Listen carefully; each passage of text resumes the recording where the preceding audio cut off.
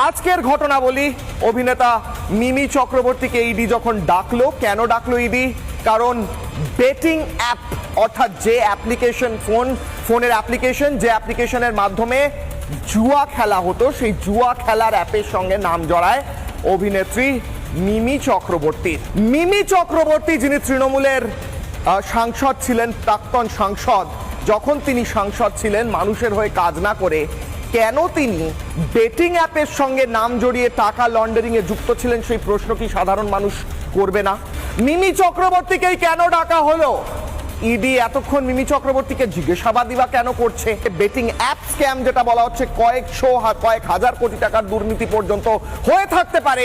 কত টাকা মিমি চক্রবর্তীর পকেটে গিয়েছে? আর শুধু মিমি চক্রবর্তী কেন, এর আগে অভিনেতা তথা বিশেষ রাজনীতিবিদের রাজ্যের দেব, সেই দেবও তো 8 ঘন্টা ইডি জেরার মুখে পড়েছিলেন।